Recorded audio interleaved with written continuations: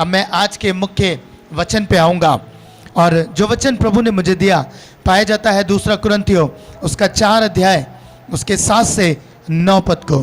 परंतु हमारे पास वह धन मिट्टी के बर्तनों में रखा है। पौलुस एक बात कह रहा है हमारे पास वो धन मिट्टी के बर्तनों में रखा है कि ये असीम सामर्थ हमारी ओर से नहीं जी। वरन परमेश्वर की ओर से ठहरे। जी। हम चारों ओर से क्लेश तो भोगते हैं पर संकट में नहीं पड़ते, निरुपाय तो होते हैं पर निराश नहीं होते, सताए तो जाते हैं पर त्यागे नहीं जाते, गिराए तो जाते हैं पर नष्ट नहीं होते।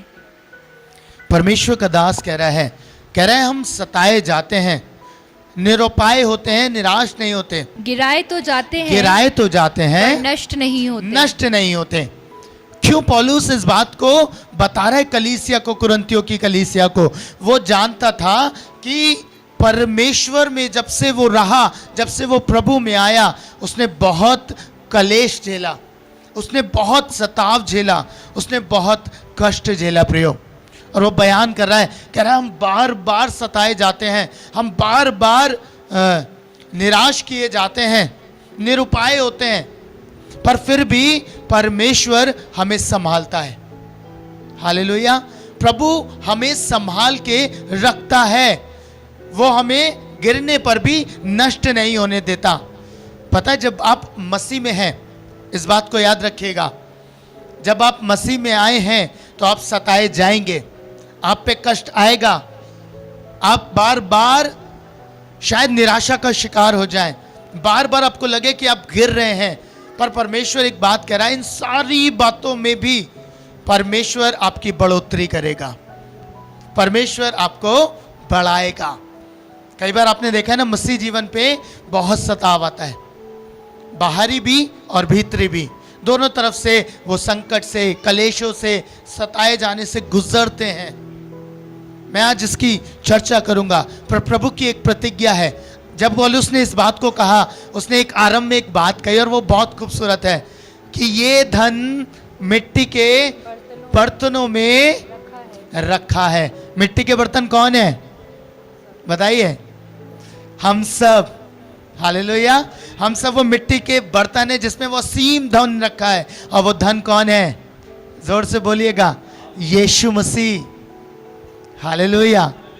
वो धन यीशु मसीह है। परमेश्वर के वचन में क्या लिखा है? मसीह जो महिमा की आशा है वो तुम में रहता है, वो तुम में रहता है। वो धन हमारे भीतर है, और इस कारण से पौलुस कह रहा तुम सताए जाते हो, तुम निराशा में जाते हो, तुम गिराए जाते हो, पर तुम नाश नहीं होगे, क्योंकि महिमा की आशा तुम में वास करती है। हालेलुया। वो तुम्हें कभी गिरे हुई अवस्था में रहने नहीं देगा, ये प्रभु का वायदा है। पता है शैतान बहुत चालाक है, शत्रु बहुत चालाक है, वो जानता है, दरअसल वो आपको व्यक्तिगत रीति पर टारगेट नहीं कर रहा, वो कहीं ना कहीं आत्मिक रीति पर जानता है कि आप उन्नति करेंगे, आप संसार में उसके राज्य के लिए एक खतरा बन जाएंगे। वो जानता है कि आप परमेश्वर में योद्धा हैं, वो जानता है भली भांति कि आप शैतान के राज्य को नाश करने की सामर्थ्य रखते हैं, और इसलिए वो आपसे डरता है, इसलिए वो आपसे कांपता है, और इसलिए वो आपका ध्यान एक बात से हटाना चाहता है, और वो बात यह है कि मसीह जो आप में रहता है, आप बस इस बात को भूल जाएं कि मसीह आप में रहता है, और आप ये स्मरण करें कि परमेश्वर आपसे बहुत दूर है। और जिस घड़ी शत्रु ने आपके भीतर से इस बात को खत्म कर दिया, उस घड़ी आप नाश होने के कगार पे आ जाते हैं। आप समझ रहे हैं? बाइबल में एक बहुत खूबसूरत वर्णन पाया जाता है, निर्गमन की पुस्तक उसका 1 अध्याय और उसके 9 पद में। आपको मालूम है एक राजा था फिरौन, यूसुफ को वो नहीं जानता था, नया राजगद्दी पे बैठा था और ये यूसुफ को नहीं जानता था, पर इसने एक बात को ऑब्जर्व किया कि इजरायली लोग बहुत ज़्यादा बढ़ गए हैं। बहन पढ़िएगा क्या लिखा है? उसने अपनी प्रजा से कहा, जी देखो इजरायली हमसे गिनती और सामर्थ्य में अधिक बढ़ गए हैं। पता है इसे एक बात का डर सताने लगा, इसे एक बात का भय सताने लगा कि ये इजराइल गिनती में हमसे बढ़ गए हैं, इनकी बढ़ोतरी बहुत हो गई है। यूसुफ को नहीं जानता था, पीछे की घटनाओं को नहीं जानता था कि क्या घटा है, लेकिन ये एक बात देख रहा है कि इजराइल बढ़ रहे हैं। मुझे एक बात समझ में नहीं आई, ये राजा था, आपको समझ में आ रहा है, राजा था, सब कुछ इसके अधिकार में था, गुलामी कराता था इजराइल से, गुलाम था इजराइल वहां पे, लेकिन फिर भी भयभीत हो रहा है। हालेलुया। फिर भी डर रहा है कि ये तो बहुत बढ़ गए हैं, कहीं ऐसा ना हो जब युद्ध हो जाए तो ये हम पर प्रबल हो जाए। तो पता है एक युक्ति बनाता है। क्या युक्ति है आपको मालूम है? एक युक्ति बनाता है, कहता है इन पे भार डाल दो, इन पर भार डाल दो, वजन बढ़ा दो, काम का भार लाद दो, ताकि ये इसी में फंसे रहें। शत्रु जानता है प्रियो कि आप सामर्थी हैं, क्योंकि मसीह आप में रहता है और वो मसीह को आपके भीतर से नाश नहीं कर सकता, क्योंकि प्रभु ने कहा, उसने आपके जीवन को अपना स्थान बनाया। उसने कहा मैं हाथ के बनाए हुए मंदिर में नहीं रहता, प्रभु आपके भीतर रहता है। और जब वो आपके भीतर रहता है, और शैतान भले आप जाने ना जाने, लेकिन शैतान जानता है कि आप कभी भी गिरी हुई अवस्था में नहीं रहेंगे जब आप ये जानेंगे कि यीशु मसीह आप में है। मैं आपसे एक बात पूछता हूँ, कितने लोग ये प्रार्थना जब अपने जीवन में करते हैं, जब वो प्रार्थना कक्ष में जाते हैं और वो इस तरीके से प्रार्थना करते हैं कि यीशु मसीह उनके भीतर है, उनके पास है, उनके सामने है, तो वो उसकी उपस्थिति का अनुभव कर पाते हैं। लेकिन जब वो प्रार्थना में बैठते हैं और उनके विचार, उनके ख्याल उन्हें सताते हैं कि मसीह दूर हो गया है, पता है क्षण भर भी प्रार्थना करना भारी जान पड़ता है ना। और शैतान ये चाहता है, वो जानता है कि आप आत्मिक संसार में उसको बहुत हानि पहुंचाएंगे, इसलिए वो आपके लिए एक योजना तैयार करता है। वो खत्म नहीं कर सकता मसीह को आपके अंदर से, तो वो एक काम करता है, आपका ध्यान डाइवर्ट करता है, आपका ध्यान भटकाने का प्रयास करता है। परमेश्वर के वचन में लिखा है प्रियो, 2 थिमुथियुस 2 उसका 4 पद, जब कोई योद्धा लड़ाई पर जाता है, जब कोई योद्धा लड़ाई पर जाता है तो इसलिए कि अपनी भर्ती करने वालों को प्रसन्न करे, जी, अपने आप को संसार के कामों में नहीं फंसाता। अपने आप को संसार के कामों में नहीं फंसाता। परमेश्वर ने आपको योद्धा बनाया है प्रियो, और प्रभु की ये इच्छा है कि आप अपने आप को संसारिक कामों में ना फंसाएं। आपका ध्यान होना चाहिए कि मुझे संसार के कामों में नहीं फंसना है। और शैतान क्या चाहता है, शत्रु क्या चाहता है, वो आप पे काम का भार लाद देना चाहता है। वो चाहता है आप कामों में ही फंसे रहें, संसार के कामों में फंसे रहें। मैंने बीते दिनों में इस बात को सीखा है, व्यक्तिगत अनुभव किया है। शत्रु कई बार प्रभु के दासों को जो बहुत अभिषेक में है वो भी चूक जाते हैं। आपको मालूम है, मैं इस पीड़ा से गुजरा हूं बीते दिनों में, और मैंने इस बात को समझा, इसे जाना कि वो इतना चतुर है, इसीलिए मुझे आज ये वर्ड मिला है, इसलिए वचन मेरे पास आया है। वो इतना चतुर है कि आपको बहुत कामों में उलझाता है कि आप कैसे भी करके प्रार्थना से बाहर आ जाएं, कैसे भी करके परमेश्वर की संगति को छोड़ दें। कोई ना कोई काम आपके ऊपर पड़ेगा, चाहे परिवार की बहुत सारे कामों की जिम्मेदारियां बढ़ जाएं या बहुत सारे काम बढ़ जाएं, और वो आपसे इस बात को जानता है कि जैसे ही आप इन कामों की तरफ फोकस होंगे, आप प्रार्थना कक्ष से बाहर आ जाएंगे, आप प्रार्थना के जीवन को छोड़ देंगे। और जैसे ही आप छोड़ेंगे, पता है आपके अंदर धीरे धीरे धीरे एक बात पैदा हो जाएगी, मालूम है क्या, कि अब परमेश्वर मेरे भीतर नहीं है। आप समझ रहे हैं कितनी भयानक बात, और उसकी युक्ति कामयाब हो जाती है। इसलिए प्रभु का वचन में लिखा है, योद्धा कभी अपने आप को संसार के कामों में नहीं फंसाता। उसका एक ही उद्देश्य होता है, उसका एक ही टारगेट होता है कि मुझे परमेश्वर के काम में लगे रहना है, मुझे परमेश्वर के काम में लगे रहना है। प्रेरितों के काम में जब आप पढ़ेंगे, पता है जो परमेश्वर के डिसाइपल्स थे क्या कहते हैं, कहते हैं हमें खिलाने पिलाने की सेवा में मत लगाओ, हमारा काम प्रार्थना करना और बोलिए प्रार्थना करना और सुसमाचार प्रचार करना है, ये काम है हमारा। वो परमेश्वर के योद्धा थे। और प्रियो, आज आप भी परमेश्वर के योद्धा हैं। आप देखिएगा कौन सी चीजें आपका समय ले रही हैं। अब कौन सी बातें आपको फंसा रही हैं कामों में कि आपका धीरे धीरे करके प्रार्थना से मन हट गया है, आप प्रार्थना नहीं कर पा रहे, आप परमेश्वर के साथ संगति नहीं कर पा रहे, क्योंकि ये शैतान की युक्ति है। मैं निर्गमन 1 अध्याय से पढ़ रहा हूँ 8 पद से।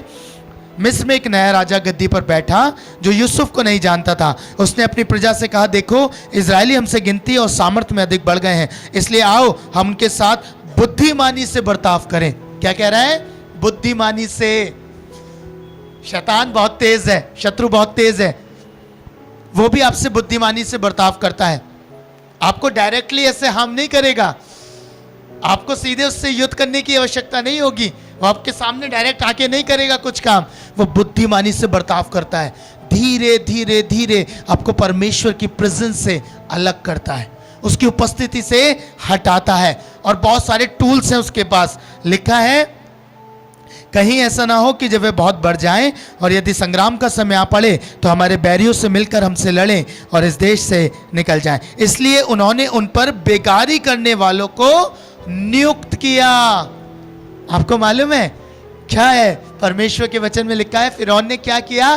बेगारी करने वालों को नियुक्त किया कि वे उन पर भार डाल डालकर उनको दुख दिया करें। और उन्होंने फिरौन के लिए पितोम और रामसेस नामक भंडार वाले नगरों को बनाया।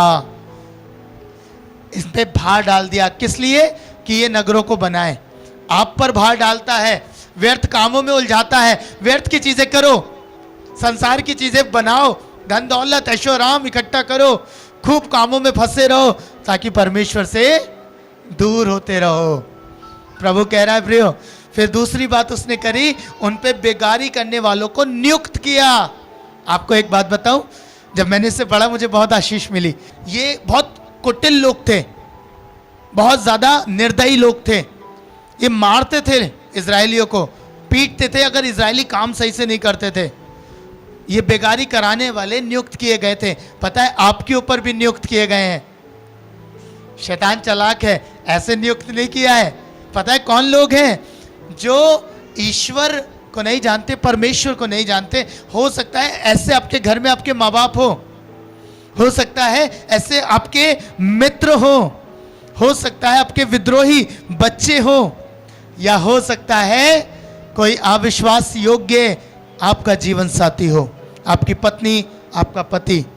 ये पता है आप पे नियुक्त किए जाते हैं शैतान के द्वारा, ये बेगारी में नियुक्त किए जाते हैं। आपको मालूम है, हो सकता है कोई बड़ा, कोई विश्वासी, हो सकता है कोई और पासवान, कोई लेमन नियुक्त कर दिया जाए आपके ऊपर। पता है इनका एक ही काम होता है कि ये आपको पीड़ा दें, ये आपको कष्ट दें, अपनी बातों से आपको डिमोटिवेट करें, आपका निरादर करें, आपको गिराएं कि ये जो बढ़ रहे हैं ये अब गिर जाएं।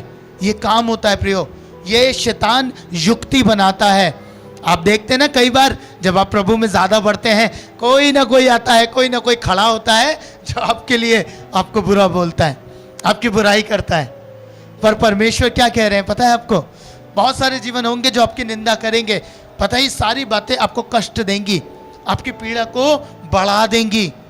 पर पता है एक बात ने मुझे सबसे ज़्यादा आशीष दी, और वो बात ये थी, जितना इन पे भार डाला गया, जितना इन पे पीड़ा डाली गई इजरायलियों पे, पता है परमेश्वर के वचन में क्या लिखा है? निर्गमन 1 अध्याय 12 पद पढ़िएगा। पर जो जो वे उनको दुख देते गए, जो जो वो उनको दुख देते गए, त्यों त्यों वे बढ़ते और तो फैलते चले वो गए, बढ़ते और फैलते चले गए। हालेलुया। जितने जवान हैं मैं आपको एनकरेज कर रहा हूँ, मैं आपको एक आशा दे रहा हूं। प्रभु के दास पौलुस ने कहा, हम गिराए जाते हैं, हम सताए जाते हैं, पर नाश नहीं हो सकते। आज आपको एनकरेजमेंट मिलेगा, लोग आपको सताएं, आपको डिमोटिवेट करें, आपको डिस्करेज करें, तो पता है एक बात को स्मरण रखिएगा, प्रभु ने कहा जितनों ने उन्हें दबाया, उन्हें बेगारी करने वाले नियुक्त किए उनके ऊपर, पता है वो बढ़ते गए, उनको बढ़ोतरी मिलती चली गई। आपकी लाइफ में भी ऐसे ही होगा। पता है परमेश्वर में मैंने हमेशा एक बात सीखी है, आप जो परमेश्वर के योद्धा हैं एक स्प्रिंग की तरह हैं। एक स्प्रिंग है, जितना आप पे दबाव बनेगा, जितना ज़्यादा आप दबाए जाएंगे, उतनी तेजी से आप बाहर जाएंगे। Hallelujah, hallelujah. कितने नियुक्त करे जाएं आपके ऊपर बेगारी कराने वाले, कितने लोग खड़े कर दिए जाएं आपके विरोध में बातें करने वाले, कितने लोग खड़े कर दिए जाएं आपको डिस्करेज करने वाले, पर परमेश्वर जो मसीह महिमा की आशा जो तुम में रहता है, वो सदा एक बात कहता है, और वो ये कहता है, मैं तुझे बढ़ाऊंगा, मैं तेरी उन्नति करूंगा। हालेलुया। प्रभु की बढ़ोतरी आपके जीवन में आएगी। प्रभु ने कहा बढ़ोतरी ना तो पूर्व से आती ना पश्चिम से आती, परमेश्वर ही है जो एक को दबाते और एक को बढ़ा देते हैं। कितनी उत्तम बात है प्रियो, आपको निराश नहीं होना है। पौलुस इन सारी बातों को समझ गया था, वो जान गया था कि ये भले ही सताव मुझ पे आ रहे हैं, पर जब मसीह खड़ा होगा ना मेरे भीतर, जब मसीह मेरे भीतर जो रहता है, जब वो खड़ा होगा तो ये सारे तूफान शांत होंगे, ये सारी आंधियां शांत होंगी, ये सारे तूफान थम जाएंगे, क्योंकि यीशु आपके जीवन से आज्ञा देगा। इसीलिए शैतान आपके भीतर एक बात जानता है कि मैं मसीह को इनके भीतर नहीं मार सकता, उसकी प्रतिज्ञा है, इसलिए वो योजनाएं बनाता है, वो युक्तियां बनाता है, और आपके अंदर से एक बात को खत्म करता है कि अब परमेश्वर ने तुझे छोड़ दिया है, तुझे त्याग दिया है, तू उसकी उपस्थिति से बाहर हो गया है। और जिस घड़ी आप इसके फंदे में आए, उससे घड़ी आप दिन प्रतिदिन नाश होने की ओर बढ़ते जाएंगे। इसलिए आज से स्मरण करें, कितना भी कोई आपको डिस्करेज करे, कितना भी कोई आपको सताए, कितना भी आपको कष्ट दे, आनंदित होना, आनंदित होना। मैं पीछे दिनों एक घर में सभा में था, वहाँ पे एक भाई थे, बहुत प्रिय हैं, पर मैं जानता हूँ कि शैतान किसी को भी इस्तेमाल करता है, वो किसी को भी इस्तेमाल कर सकता है, इन्फ्लुएंस कर सकता है। उन्होंने कुछ ऐसी बातें बोली, और जब वो बोल रहे थे तो मुझे एक बात समझ में आई कि वो क्रिटिसाइज करने के चक्कर में अपना वचन उल्टा बोल गए, उन्हें समझ में नहीं आया। मैंने कहा परमेश्वर आप सच में महान हैं। आपको मालूम है जब प्रार्थना खत्म हुई, मैं उनके पास गया, मैंने उन्हें गले लगाया। एक्चुअल में हमें ये करना है, ये हमारे आनंद की बात है। मैं आपको बताऊं, आपके सताव, आपका डिस्करेजमेंट, आपकी चीज़ें आपके लिए खाद और पानी का काम देते हैं। आप बिना इनके परमेश्वर के राज्य में बढ़ नहीं सकते। अगर आपके ऊपर ये ना आए तो आपकी बढ़ोतरी नहीं होगी। इसलिए मैं हमेशा अपने बच्चों को बोलता हूं कि आपके लिए जब ऐसी बातें बोली जाएं, जब लोग निंदा करें, आनंदित होना, खुश होना कि आप बढ़ रहे हो, आप परमेश्वर में बढ़ रहे हो। पता है विरोध उसका होता है जो काम कर रहा होता है, जो काम ही नहीं कर रहा उसका विरोध नहीं होगा। हालेलुया। अगर यीशु मसीह सताए गए इस पृथ्वी पर, यीशु मसीह का विरोध हुआ, यीशु मसीह ने सहा, तो आपको भी सहना पड़ेगा। हालेलुया। अगर आप यीशु मसीह में चल रहे हैं तो आप पे आएगा ही आएगा। या तो संसार इस बात को कह देगा कि आप मसीह में नहीं हैं, तो ठीक है, आप मसीह में नहीं हैं तो आप पे सताव भी नहीं आएगा। क्योंकि अगर कोई एक व्यक्ति के खिलाफ युद्ध बना रहा है, तो जो दूसरा व्यक्ति उसके खिलाफ युद्ध की नीति तैयार कर रहा होगा, वो दोनों मिल जाएंगे, वो एक मन के हो जाएंगे, और दूसरा उनका शत्रु हो जाएगा। आप समझ रहे हैं? जब मसीह संसार में थे, उनके विरोधी बहुत थे, बहुत थे। उन्होंने बहुत विरोध सहा, उन्होंने बहुत सताव सहा, उसके बावजूद भी उन्होंने सबसे प्रेम किया, उन्होंने सबको चंगा किया, सबको प्रेम से उनके जीवन में उनको आशीष दी। प्रभु हमें यही सिखा रहे हैं, हमें किसी को कुड़न अपने हृदय में नहीं रखनी, किसी के प्रति हमें उन्हें खुशी देनी है, आनंदित होना है, ताकि परमेश्वर हमें और बढ़ाए, हमें और बढ़ाता चला जाए। फिरौन ने बहुत युक्ति करी इजराइल का नाश करने के लिए, और अंत में क्या हुआ? परमेश्वर का वचन कह रहा है वो बढ़ते चले गए। आप बढ़ेंगे प्रिय मसीह में, आपका जीवन बढ़ेगा प्रिय मसीह में, और परमेश्वर आपको तैयार करेंगे। यहाँ पे नहीं थमा था फिरौन, उसने आगे भी योजना बनाई। मालूम है क्या? जब उसको ये पता चला कि संतान उत्पन्न होगी, योद्धा और बढ़ेंगे, और लोग बढ़ेंगे, और इजरायली बढ़ेंगे, उसने एक आज्ञा दी कि सारे बच्चों को मार दिया जाए। मैंने कहा ना, उस समय उसने आज्ञा दी, बहुत सारे बच्चों को मरवा डाला, पर फिर भी परमेश्वर ने धाइयों का इस्तेमाल करके बच्चों को बचाया, है ना? जितने पुरुष बच्चे पैदा हुए, जितने पैदा हुए उस समय, उन सबको उन धाइयों ने छोड़ दिया, जीवित छोड़ दिया, और परमेश्वर ने उन्हें बचाया, उनकी बढ़ोतरी हुई। ऐसे ही परमेश्वर आज आपके साथ कर रहे हैं। परमेश्वर आपको बचा के रखेंगे, आपको नाश नहीं होने देंगे। गिरेंगे पर परमेश्वर उठा लेगा। हालेलुया। सताव के द्वारा गिराए जाएंगे, कई बार झुकेंगे। मैंने एक बार इलस्ट्रेशन दिया था, परमेश्वर के वचन में लिखा है कि जो परमेश्वर का हाथ थामे रहता है वो गिरता भले ही है, परमेश्वर उसे उठा के खड़ा करेगा। क्यों? क्योंकि वो उसका हाथ थामे हुआ है। अगर वो गिरे भी तो पड़ा नहीं रहेगा, प्रभु उससे उठा के खड़ा करेंगे, क्योंकि उसने उसका हाथ पकड़ा हुआ है, थामे हुआ है। प्रियो, आपको भी यही करना है। आपको परमेश्वर के साथ तो बने रहना है। आपकी बढ़ोतरी होगी, निश्चय होगी, भले आज आपको ना दिखे। कुछ समय के बाद देखेंगे जब स्प्रिंग बाहर निकल जाएगा। हालेलुया। जब स्प्रिंग कूद के बाहर जाएगा। मैं इसलिए कहता हूं, कभी भी ना लोगों को रोको, ना उन्हें टोको। अगर वो कलीसिया में आ रहे हैं, नहीं आ रहे, आपको नहीं बोलना। आप उन्हें जितना रोकेंगे वो उतना कूद के बाहर जाएंगे। हालेलुया। आज कितना भी आप रोकिए, प्रभु का वचन कैद नहीं हो सकता। आप ध्यान रखिएगा, हम सब परमेश्वर के सेवक हैं। आप अगर रोकेंगे वो नहीं जाएंगे, वो कूदेंगे कि आप पे दबाव बनाया जा रहा है, वो कूद के फिर बाहर निकल जाएंगे और फिर वो आपकी सीमा में नहीं रह सकते। सो प्रियो, आपको एक काम करना है, आपको परमेश्वर के वचन में स्थिर रहना है। ये ध्यान रखना है कि मसीह आप में है, वो कभी भी आपको नहीं छोड़ेगा। उसने कहा एक माँ छोड़ सकती है पर मैं नहीं छोड़ सकता। वो नहीं छोड़ेगा, वो आप में रहेगा। और आज से जब आप प्रार्थना करें तो ये सोच के प्रार्थना करिएगा, मसीह आप में है, वो दूर नहीं है, बहुत दूर नहीं है। जब हम दूर होकर प्रार्थना करते हैं ना, हमें लगता है परमेश्वर स्वर्ग में है, तो हमें लगता है प्रार्थना जाने में टाइम लगेगा। पर यदि कोई आपके बिल्कुल नज़दीक हो, बहन मेरे पास है, मुझे पता है सुन लेगी, मैं हल्के से भी बोलूँगा सुन लेगी, है ना। ऐसी परमेश्वर, जब आपको ये रियलाइज हो जाएगा मसीह महिमा की आशा आप में रहता है, भीतर है, आप हल्के से भी बात करेंगे वो सुनेगा। हालेलुया। आप एक आशा के साथ बाहर आएंगे अपने प्रार्थना कक्ष से कि प्रभु ने सुन लिया है। आपके अंदर ये तभी होगा प्रियो, ये बात तभी पैदा होगी जब आप ये जान लेंगे मसीह मुझ में रहता है। हालेलुया। आज से कितने ऐसे जान के प्रार्थना करेंगे? यस, जितने लोग ऐसे प्रार्थना करेंगे, आप अपने प्रार्थना जीवनों को बदलते हुए देखेंगे। मैं गारंटेड कह सकता हूं, आपकी प्रार्थना घंटों की प्रार्थना हो जाएगी। जो आप अभी 5 मिनट नहीं बैठ पाते, 10 मिनट नहीं बैठ पाते प्रभु के साथ, आप घंटों बैठ पाएंगे। मैंने ये आरंभ किया है और व्यक्तिगत अनुभव आपको दे रहा हूं। मैं हमेशा ये सोच के प्रार्थना करता हूं कि जीवित परमेश्वर मेरे सामने है।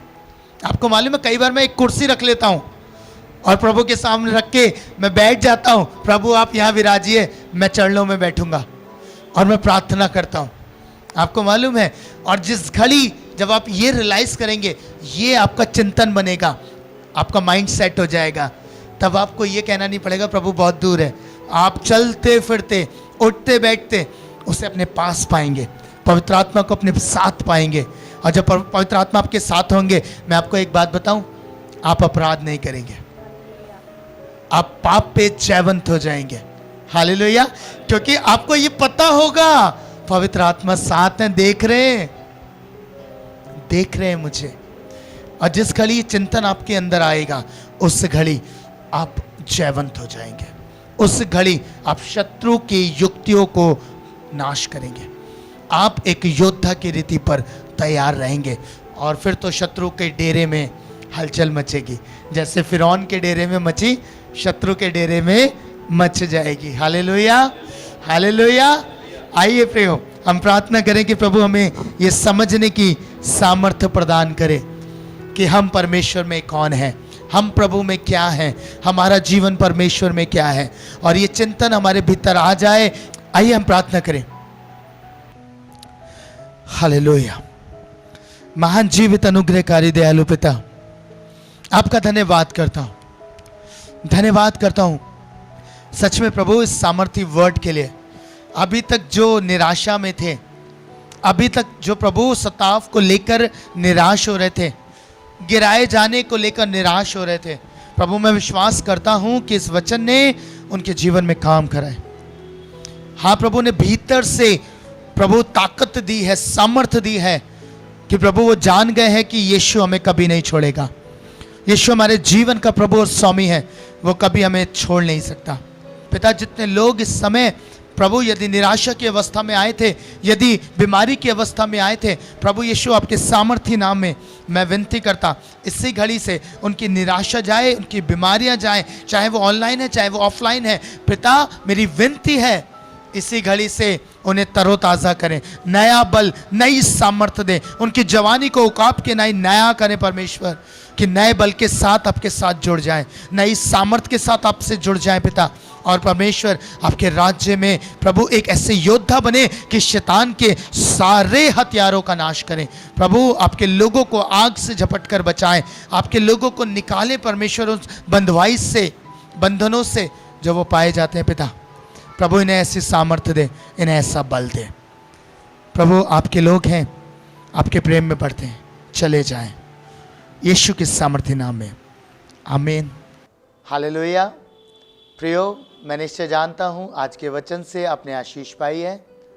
आप ऐसे ही सामर्थ्य वचन सुन सकते हैं। आप हमारे YouTube चैनल पर जाकर उसे सब्सक्राइब कर सकते हैं। जीसस केयर मिनिस्ट्रीज़ के नाम से वो चैनल आपको मिल जाएगा और वहाँ पे ढेरों वचन हैं जो आपको आशीष देंगे। आप ज़रूर से जाएं और उन्हें सुनें और चैनल को सब्सक्राइब करें ताकि परमेश्वर के वचन आप तक पहुँचते रहें।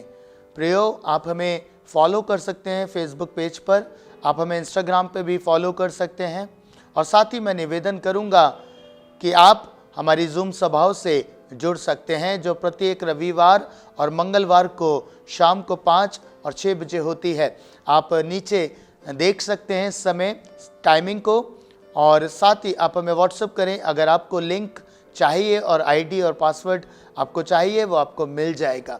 आप हमें व्हाट्सएप पे आप हमें एड्रेस सेंड करें और हमें भेजें, हम आपको रिप्लाई करेंगे। साथ ही मैं निवेदन करूंगा, आपका जो भी प्रार्थना निवेदन है, आप चाहते हैं आपके लिए प्रार्थना की जाए, आप हमारे प्रार्थना भवन के नंबर पे संपर्क कर सकते हैं। एक बार फिर से मैं पास्टर अभिषेक आप सबका दिल से धन्यवाद करता हूं आपके समय के लिए जो आपने परमेश्वर के राज्य में बोया है, और निश्चय आप इसका प्रतिफल पाएंगे और प्रभु आपको बहुतायत से आशीष देंगे। मैं उन तमाम लोगों का धन्यवाद करना चाहता हूं जिन्होंने इस प्रोग्राम को सफल बनाया है, जिन्होंने इस प्रोग्राम को सपोर्ट किया है, स्पॉन्सर किया है। मैं उन सब का दिल से धन्यवाद करता हूं। प्रभु आप सबको आशीष दे। God bless you.